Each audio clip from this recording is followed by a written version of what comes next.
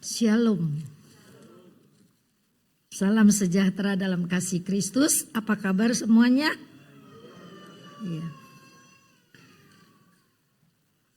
Saya kalau ketemu saudara mesti mau tersenyum. Saudara kalau ketemu saya mau tersenyum enggak?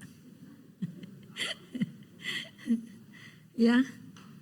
Kita kalau ketemu saudara seiman jangan cemberut-cemberut lah ya. Saling tersenyum, berbagi senyum. Itu udah mendatangkan kebahagiaan buat kita semua. Apa berita yang sedang viral, yang sangat ironis sekali, yang beberapa hari ini terjadi di Gading Serpong? Anak salah satu sekolah di sana bunuh diri atau dibully gitu kan, kita nggak tahu ya, belum jelas ya. Coba bayangkan anak kelas 8. Berarti SMP 2, 678 SMP 2. Yang ironisnya begitu dia jatuh, ada temennya lewat, anak sekolah SMP ketimpa dia meninggal, begitu ya, betul gak ceritanya Jaka?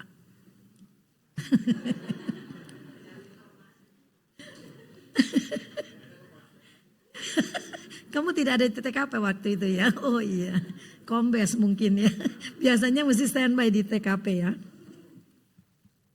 Saya nggak terlalu ngikutin, tapi saya bisa merasakan satu kesedihan yang luar biasa ketika apakah dia dibully terus dia terjun, ataukah dia didorong orang dia jatuh, ataukah dia bunuh diri gitu ya. Itu sesuatu yang sangat menjadikan. Maka kita perlu berdoa terus supaya Tuhan lingkupi keluarga kita dengan kuasa doa. Amin. Lingkupi keluarga kita dengan kuasa doa gitu ya. Supaya jangan sampai nih anak-anak yang masih kecil mengalami satu keputusasaan karena dibully teman, atau mengalami satu kehilangan pengharapan ya. Orang bisa bunuh diri, saya pernah ngikutin seminarnya dan baca bukunya. Orang yang bunuh diri itu orang yang udah nggak punya pengharapan. Karena dia gak punya pengharapan, maka dia memutuskan mengakhiri hidupnya. Ada juga sih yang bunuh diri karena banyak hutang. Ya ada. Tapi ada orang kebanyakan yang bunuh diri itu karena dia gak punya pengharapan. Berbahagialah kita di sini, kita ada pengharapan ya.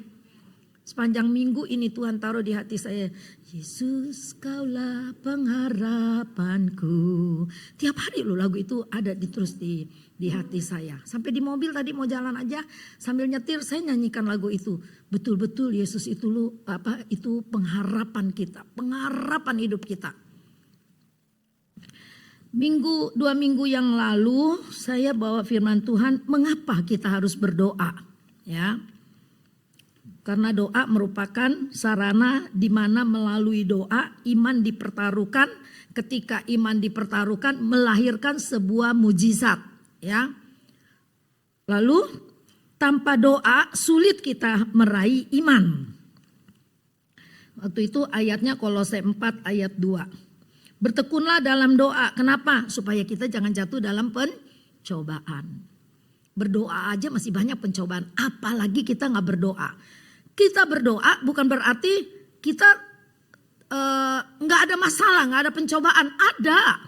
Tapi justru karena kita banyak berdoa, ketika pencobaan datang kita kuat. Kita bisa lalui. Maka kalau kita gak berdoa bilang ya Tuhan jauhkan pencobaan ini. Enggak. Tapi pencobaan Tuhan izinkan, tapi kita kuat, kita bisa melaluinya. Maka belajar tentang Raja Wali itu bagus banget. Burung Raja Wali kenapa dia bisa terbang tinggi? Karena dia menantang badai. Begitu ada badai, burung Raja Wali akan menghampiri badai. Nah melalui badai itu dia bisa terbang tinggi dan tinggi lagi. Maka setiap firman Allah ketika diberikan perumpamaan, analogi, ada tumbuhan, ada burung, ada alam. Itu semua punya arti yang luar biasa. Tuhan terlalu ajaib. Dia gak pernah salah menulis firman-Nya melalui orang-orang yang diurapinya ya. Lalu kemarin itu saya bilang begini. Kenapa orang bisa tekun berdoa? Saya ulangin sedikit gitu ya. Kenapa orang bisa tekun berdoa? Kenapa? Masih ada yang ingat nggak? Cynthia takut saya lihat dia. Enggak ditanya. Enggak ditanya, enggak. Karena Cynthia waktu itu kalau nggak hadir, kalau nggak saya jawab sendiri ya. Kenapa orang bisa tekun berdoa? Jawabannya adalah Matius 22 ayat 37 sampai 39. Ketika kita bisa mengasihi Tuhan kita dengan segenap hati kita, dengan segenap dengan segenap hati kita, dengan segenap jiwa kita, dengan segenap hatimu, dengan segenap jiwamu, pikiranmu itu, dan dengan segenap akal budimu, dan 38, dengan segenap kekuatanmu. Ada tuh ayatnya ya, yang di mana tuh dia bilang. Pokoknya kita mengasihi Tuhan tuh dari ujung rambut kita sampai ujung kaki kita. Mengasihi Dia. Kita tekun berdoa, kita artinya menjalin sebuah hubungan yang mesra dengan Tuhan. Kita berkomunikasi dengan Dia melalui doa. Selain membaca firman, melalui doa. Ketika kita menjadi akrab dengan Tuhan, ada satu kekuatan, ada sebuah kasih yang akan memancar, yang mengalir dari hidup kita sehingga kita kepingin mengasihi orang lain. Seperti diri kita sendiri. Itu kan hukum yang kedua. Jadi kalau kamu berdoa, bukan karena gue lagi ada waktu nih gue berdoa. Enggak. Karena kita mengasihi Dia dengan segenap apa yang ada pada kita. Ketika kita bisa lakukan hukum yang pertama, maka hukum yang kedua itu kita bisa lakukan. Mengasihi orang lain. Sekalipun orang itu menyakiti kita, sekalipun suami kita mungkin berkali-kali menyakiti kita, atau mungkin anak kita berkali-kali mengecewakan kita, kita masih bisa tetap mengasihi. Karena kita tahu kita mendapat kekuatan yang daripada Tuhan. Maka kita harus tekun berdoa. Kita harus mengasihi Tuhan. Baru kita bisa melakukan perintah-perintah Tuhan. Malam ini saya mau bawa firman Tuhan tentang iman itu harus bertumbuh. Ya. Kita baca dulu Kolose 2 ayat 6. Kolose 2 ayat 6. Kolose 2 ayat 6 dan 7. Ayo sama-sama kita berdiri, kita baca ini. Ini juga salah satu tema yang udah diberikan kepada yang ngundang saya nanti untuk khotbah Natal ya. Bulan Desember. Saya udah dikasih tema ini, tapi malam ini saya mau membawakan ini bagi kita semua. Kolose 2, 1, 2, 3. Kamu telah menerima Kristus Yesus Tuhan kita, karena itu hendaklah hidupmu tetap di dalam Dia. Ayat 7. Hendaklah kamu berakar di dalam Dia, dibangun di atas Dia, hendaklah kamu bertambah teguh dalam iman yang telah diajarkan kepadamu, dan hendaklah hatimu melimpah dengan syukur. Katakan amin, silakan duduk.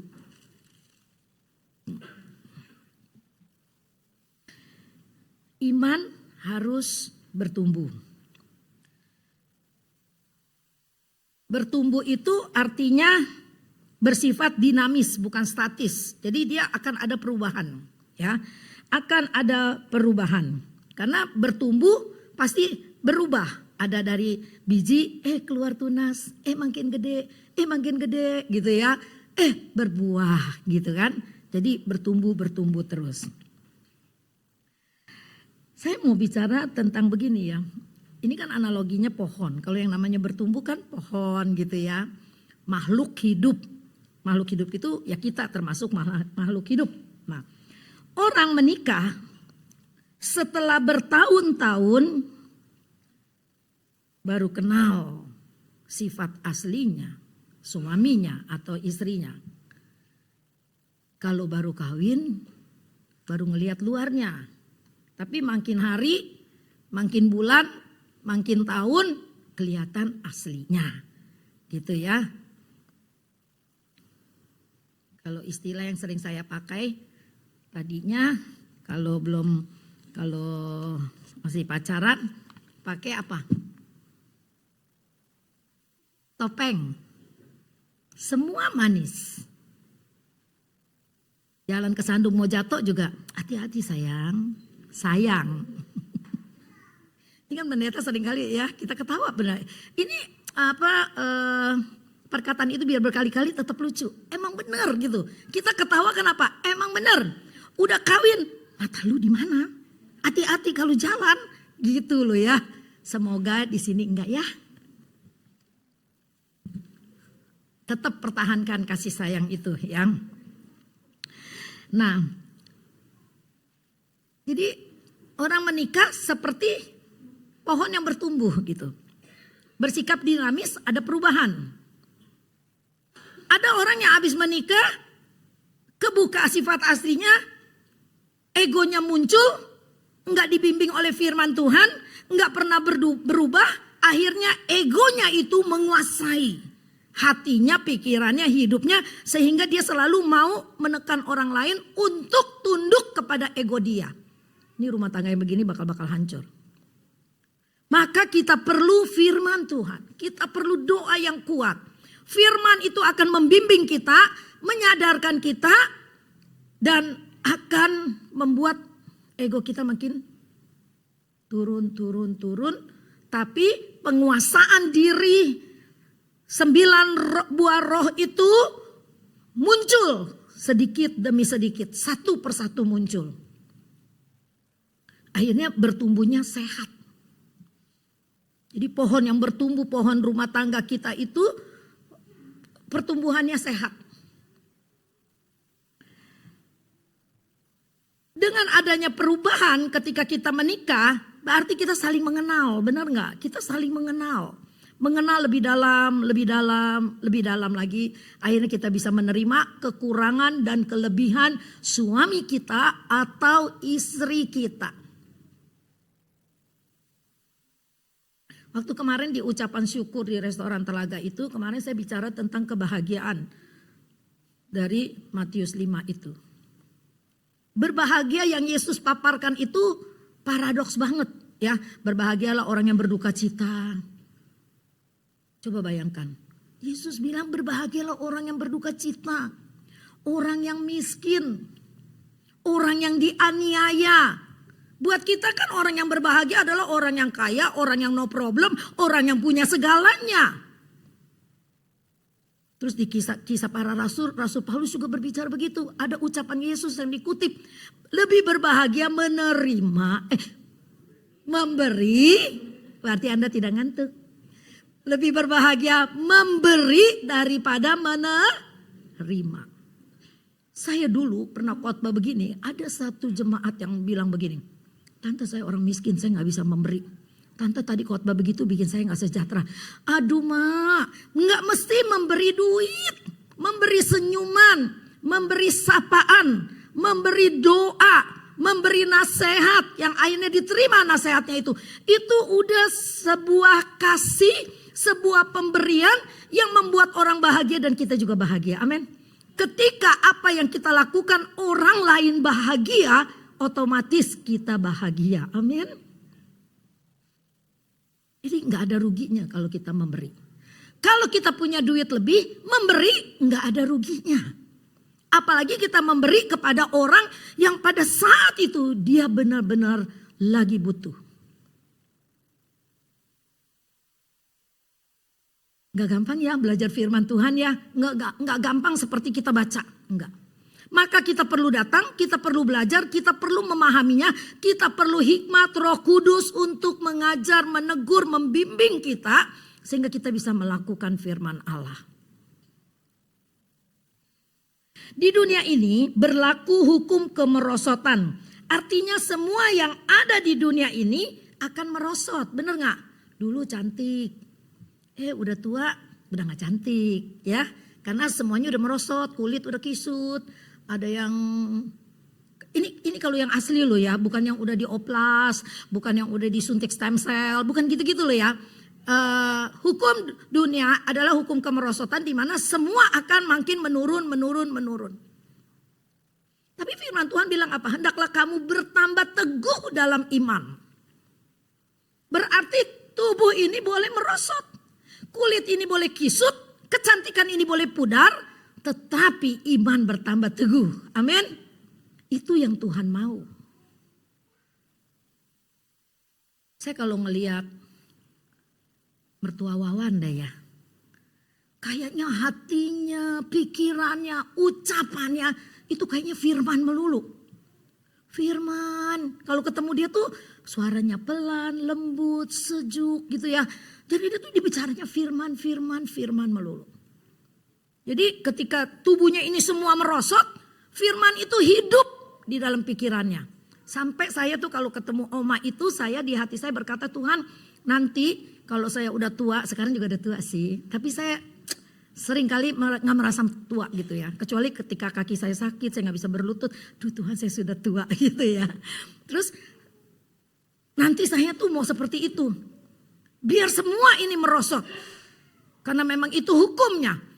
Tapi biar iman saya bertambah kuat. Maka dilatihnya dari sekarang. Bukan udah pikun baru cucunya bilang ayo Oma nyanyi. Ayo Oma nyanyi. Aduh Oma udah gak bisa nyanyi. Udah terlambat. Indah kan Bapak pendeta saya waktu saya masih kecil di Jembatan 5 itu. Ketika dia mau meninggal. Dia kayak kembali masa lalu.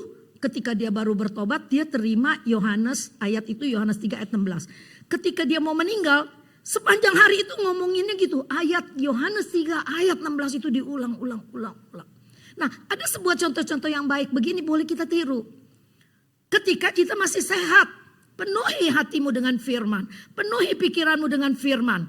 Ketika engkau makin pikun, pikunnya firman. Bukan cemburu, bukan ngomong jorok. Kan ada orang yang pikun lata ngomong jorok gitu ya. Aduh ampun dah. Jadi kita penuhi dengan firman. Maka yang keluar dari mulut kita firman. Yang keluar dari pikiran kita itu firman. Dilatihnya dari sekarang bukan nanti. Ketika engkau udah gak kuat. Udah pikirannya lemot, terus dipaksa oleh anak cucu, ayo mah nyanyi mah, ayo mah nyanyi. Nyanyi yang ini aja udah gak bisa dia gitu. Nyanyi yang paling gampang tuh apa? Rumahku ada di dalam surga. Saya kalau besok oma-oma lansia, dia lagi sedih, oma nyanyi yuk. Rumahku ada di dalam surga. Tiba-tiba dia bilang lupa nyanyian, dia bisa ingat. Karena memang lagu itu dulu sangat populer.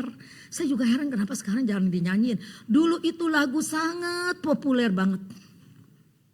Jadi oma-oma kalau dia lagi sedih dia akan nyanyi itu. Kalau hatiku sedih dan susah, ku ingat rumahku di surga. Saya gak suruh kamu nyanyi. Terserah nanti kalau di rumah mau nyanyi, kalau lagi sedih nangis, suamimu nyakitinmu, istrimu nyakitinmu, kamu bilang rumahku ada di dalam surga. Jangan nanti cepat pergi lagi ya. Aduh ya. Jadi lagu-lagu yang orang ciptain itu pasti dia punya kisah tersendiri ya. Ya, begitu juga hubungan suami istri. Kita jaga. Ya, kita jaga baik-baik. Semua merosot tetapi biar udah hilang. Biar imanmu bertambah, bertumbuh, bertambah. Bagaimana untuk bertumbuh dan bertambah itu bagaimana? Jangan putus komunikasi dengan Tuhan. Kalau orang bilang saya udah gak mau ke gereja dulu, saya mau cuti dulu sebentar. Itu saya nangis loh kalau doa pagi-pagi. Ini bukan main-main, saya betul nangis. Tuhan ampuni dia.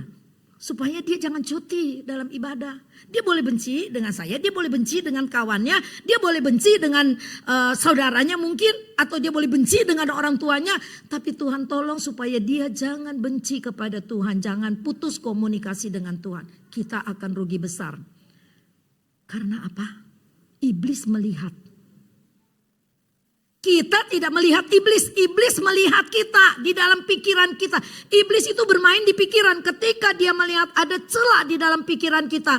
Ada kekosongan, ada kekecewaan, ada sakit hati, ada dendam. Itu ada celah yang kita buka buat iblis masuk. Nah ini sangat berbahaya. Kan kita bingungnya celah itu di mana? Ya itu ketika kita kosong. Saya sekarang kalau berdoa gini ya. Ini pandangan saya sendiri. Kalau saudara punya pendapat yang lain, itu gak apa-apa. Kan kita masing-masing punya pengalaman dengan pribadi dengan Tuhan. Saya merasa ketika kita berkumpul begini, ketika kita sehati, kita menyembah Dia dalam roh dan kebenaran, kita memang datang untuk Tuhan, iblis gak berani ganggu kita. Amin. Dia ada, tapi dia di luar sana. Dia bukan di dalam gereja. Dia ada. Tapi kalau saya pergi ke rumah sakit, besuk orang sakit, saya akan tengking ruangan itu di dalam nama Yesus. Karena apa? Banyak orang yang mati di kamar itu mungkin. Banyak setan gentayangan mungkin di situ. Makanya banyak kesaksian. Duh, semalam ada yang lewat plus gitu kan. Semalam ada yang toel-toel kaki. Nah itu di rumah sakit banyak cerita-cerita gitu. Makanya saya kalau doa, saya tengking. Supaya di ruangan itu malaikat Tuhan menjaga teman kita yang sedang dirawat. Kamu juga mesti tengking hatimu. Kalau ketika kamu ibadah, mikirin si eno, mikirin si ini, mikirin si itu gitu kan ya. Itu tengking. Karena iblis melihat pikiranmu. Kenapa Hawa jatuh dalam dosa? Karena iblis melihat pikirannya ada sebuah keinginan. Dari matanya melihat buah itu kayaknya enak. Ada sebuah keinginan. Nah ini bahaya. Jadi biarlah manis kedengarannya, kata pemazmur kan. Biarlah manis kau dengar suara hatiku Tuhan. Manisnya bagaimana? Aku ingin selalu memuliakan Tuhan. Aku ingin mengasihi. Aku ingin melakukan firman. Itu sebuah keinginan yang manis didengar oleh siapa? Oleh Tuhan. Kita kan kedatang ke gereja nyanyi, berdoa. Kita mewujudkan sebuah ibadah yang kita mau manis kedengarannya kepada Tuhan. Penyembahan kita, pujian kita itu menjadi satu dupa yang harum di hadapan Tuhan. Kita ada di ruangan kudus. Sama-sama berkumpul menyembah Dia. Nah, kita lanjut. Jangan kok putus komunikasi dengan Tuhan, ya. Karena komunikasi dengan Tuhan itu adalah ketika kita berdoa, ketika kita baca firman, ketika kita beribadah, ketika kita doa semalam-malaman. Sony, tolong dong video klipnya diputar. Untuk kita bertumbuh, mesti ada akar yang kuat, benar gak? Mesti ada akar yang kuat sehingga ini bisa bertumbuh. Pohon kehidupan kita itu bertumbuh. Ini bagus banget.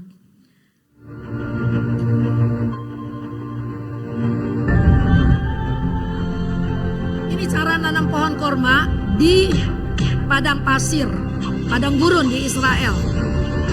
Itu bukan kacoa. Itu biji korma yang mulai bertumbuh.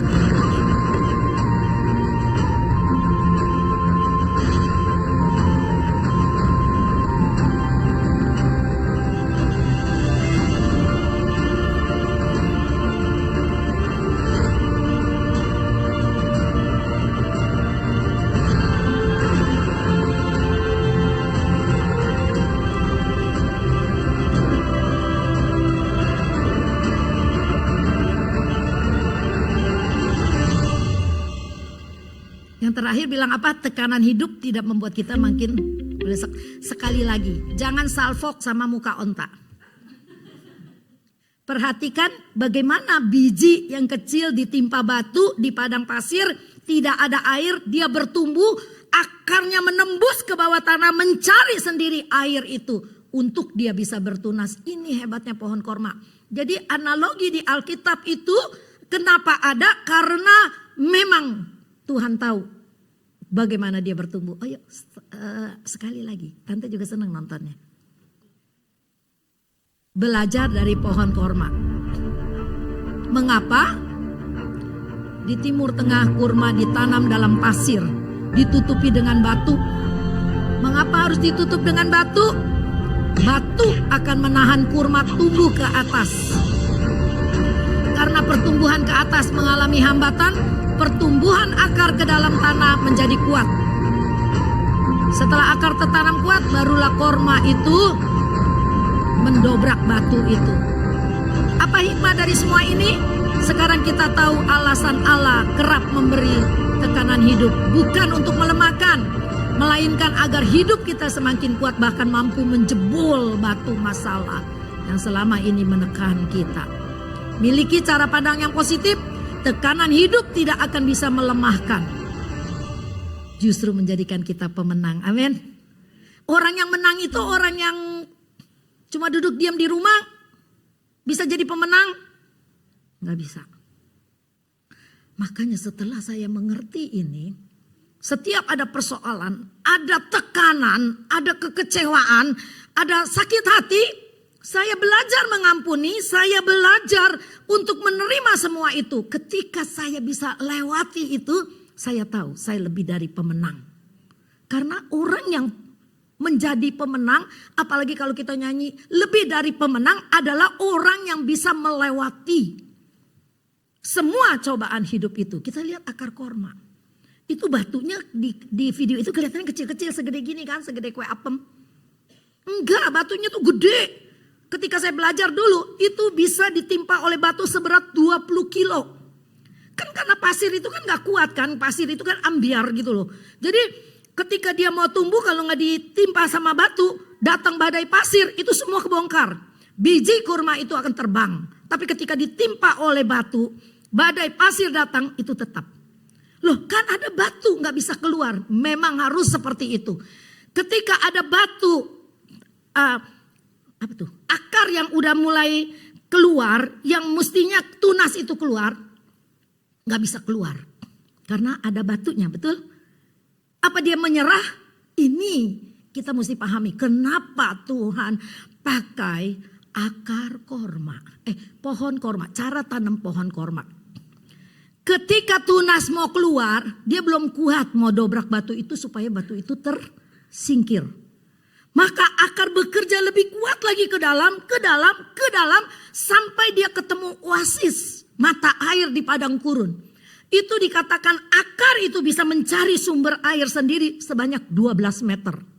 10 sampai 12 meter. Mungkin ada juga yang kecil 5 meter udah ketemu. Nah, sumber air itulah yang membuat pohon korma tumbuh. Pohon korma batangnya nggak ada yang melengkang-melengkung. Pohon kelapa masih ada. Tapi pohon korma enggak. Dia semua tegak. Coba deh pohon yang satu lagi. Ini buahnya, satu pohon itu bisa 250 kilo. Ya, ini foto yang saya ambil waktu saya ke Israel. Semua tegak-tegak. Dia nggak melengkung-melengkung, paling ada miring dikit gitu ya. Tapi dia tegak. Nah, dan makin tua buahnya makin bagus. Makin tua buahnya makin manis. Makin tua makin jadi berkat. Kalau hukum dunia bagaimana? Makin tua nggak ada guna. Makin tua makin jelek. Makin tua merewet. Jalan miring, ada yang bongkok, ada yang keseret-seret. Nah, itu dia hukum dunia. Semuanya akan merosot. Tapi orang yang imannya kuat seperti pohon korma. Amin. Mau seperti pohon korma? Atau mau seperti pohon toge? Pohon kangkung. Gak usah puting beliung, angin kecil sedikit aja udah kebongkar begitu ya. Itu korma kan manis banget ya, itu gak pakai gula loh, asli. Terakhir tahun 2023 ketika saya ke Israel itu menjadi pembimbing rohani. Kita coba di Gunung Sinai itu kan banyak pohon korma di bawahnya itu ya. Kita coba cari yang belum merah, belum mateng gitu ya. Makan enak, sepet-sepet dikit tapi enak. Warnanya kuning. Aduh itu kalau berbuah luar biasa. Kita ngelihatnya aja senang. Yuk kita baca Mazmur 90 berapa tuh? Mazmur 92 ya. Tolong Son, Mazmur 92.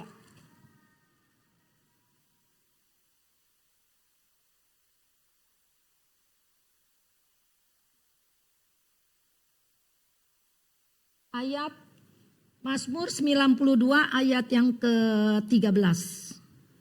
1, 2, 3. Orang benar akan bertunas seperti pohon korma. Akan tumbuh subur seperti pohon aras di Libanon.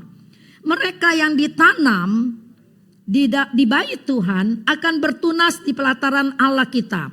Pada masa tua pun mereka masih berbuah, menjadi gemuk dan segar, untuk memberitakan bahwa Tuhan itu benar, bahwa Ia gunung batuku dan tidak ada kecurangan padanya. Amin. Kalau hidup kita makin tua, tubuh makin merosot, iman makin kuat, kita akan seperti pohon korma. Mungkin kita gak bisa jalan besuk lagi, tapi kita bisa berdoa buat anak cucu kita. Itu nanti, mungkin kamu bilang begini, itu untuk Tante Nila, kita belum. Ya jujur aja lah, begitu kan ngomong di hati. Enggak ada ngeledek ya. Ya.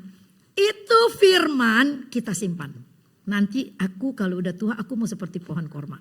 Walaupun kata Rasul Paulus tubuh ini semakin reput. Kita mau seperti Kolose 2 ayat 7 katakan iman kita semakin bertambah. Bertumbuh bertambah. Berbuah seperti pohon korma. Orang lihat kita senang.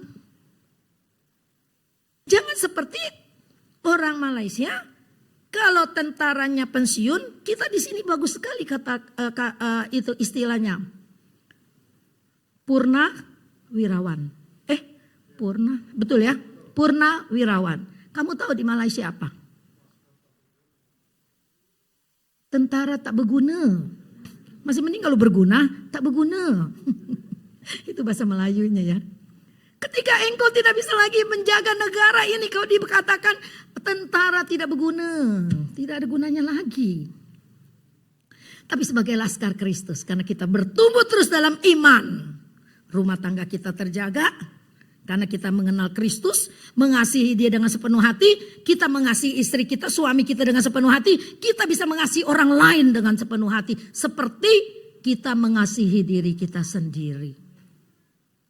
Hidup kita juga semakin manis di hadapan orang-orang. Anak cucu gak ngelihat, ih itu si emak bawel banget gitu ya. Jangan deket-deket gitu ya. Jadi jangan anak cucu nanti menghindar emaknya bawel, emaknya gak menyenangkan, emaknya jorok misalnya gitu. Ada loh, saya besuk minggu yang lalu seorang opa-opa. Saya kaget, di mana suamimu? Di atas. Terus Tante Nila nih orangnya kan suka bagaimana rasanya daripada dia turun saya kesian, saya naik aja ya. Jangan kata istrinya gitu. Biar dia suruh turun. Dia bisa turun gak? Bisa katanya. Ketika dia turun saya kaget. Itu celana kayak keset kaki yang udah lama gak dicuci. Kukunya panjang. Terus saya pikir gini ya, istrinya kemana nih ya kukunya. Mungkin dia udah gak bisa potong kuku, udah gak kuat. Kukunya panjang semua, hitam. Jangan sampai segitu ya kita merawat suami atau istri kita. Suruh dia tukar baju. Cuci, sikat. Supaya orang lihatnya juga senang. Udah tua tetap terpelihara. Saya sih punya prinsip bukan tua berarti harus bau, harus jelek. Enggak loh. Tua enggak harus bau dan jelek. Jangan waktu muda aja wangi. Jangan suami istri nih keluarga muda nih jaga. Supaya suamimu tetap kudus karena yang di rumah wangi. Kalau yang di rumah bau sedangkan kunti di luar wangi. Bagaimana? Dia cari yang wangi. Yang bau bikin pusing kepala. Ngerti kan maksud saya ya? Si kunti itu siapa? Bukan di pohon sawo sekarang ini. Bukan di pohon pisang dulu sampai orang gak berani nanam pohon pisang, pohon sawo gak berani. Oh sekarang rumah orang kaya ada pohon sawo, ada pohon pisang. Dulu orang gak berani. Apalagi dekat rumah mama saya. Katanya tuh di pohon sawo itu itu ada di situ gitu. Si kunti itu gitu. Sekarang enggak. Bisa duduk di depan rumahmu, incar suamimu. Bisa dia lagi duduk di kantor. Dan wangi-wangi jasmin itu waduh. Jasmin tahu gak apa? Bunga melati.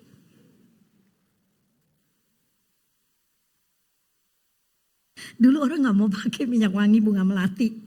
Kayak minyak kolonyo gitu kalau di BTB. Orang gak mau. Tapi sekarang kalau kita beli parfum. Jasmin. Enak ya. Jasmin. Apa cinta blossom. Atau teh jasmin enak banget, Tante Nila suka teh jasmin. Kalau dulu Kunti ya, si Kunti ya, jangan dilengkapin lah namanya yang. Nah, sekarang kita akan sedikit lagi kita mau ini. Jadi semuanya kita harus seimbang. Supaya firman bertumbuh, rumah tangga kita aman, pergaulan kita aman ya. Pengkhotbah 4 ayat 9 dan 10, yuk kita baca. Pengkhotbah 4.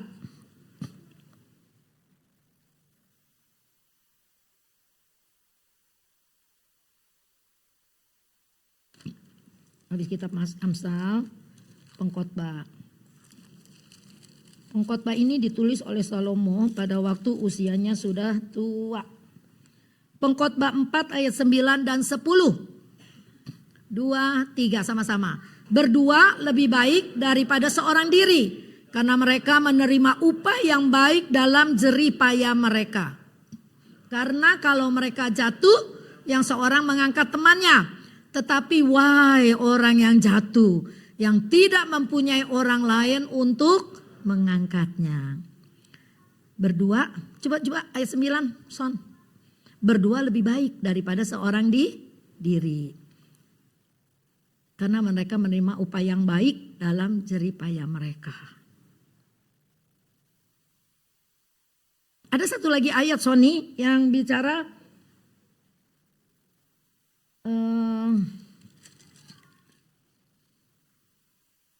kalau tali itu 2 kurang kuat, tapi kalau 3 dia akan lebih kuat. Ayat berapa tuh? 12. Son. Ya. Dan bila mana seorang dapat dialahkan, 2 orang akan dapat bertahan. Tali 3 lembar tak mudah diputuskan. Jadi kayak dikepang ya. Kalau kita ngepang rambut kan, rambut itu kita bagi 3. Jadi kayak dikepang. Dalam bahasa Ibraninya, dalam bahasa aslinya memang begitu. Tali 3 lembar itu kafah, dia kayak yang dikepang-kepang begitu. Jadi dia akan kuat. Bukan orang ketiga. Tapi pribadi yang ketiga yaitu Yesus. Yesus di tengah-tengah, suami istri, Yesus di tengah. Dikepang menjadi satu ikatan yang kuat, maka rumah tangga kita akan kokoh. Amin. Ada badai, kita maafkan, janji tidak mengulangi lagi, dan kita hidup dalam kekudusan, maka setelah melewati badai itu kamu akan jadi raja wali, terbang makin tinggi di dalam iman ya.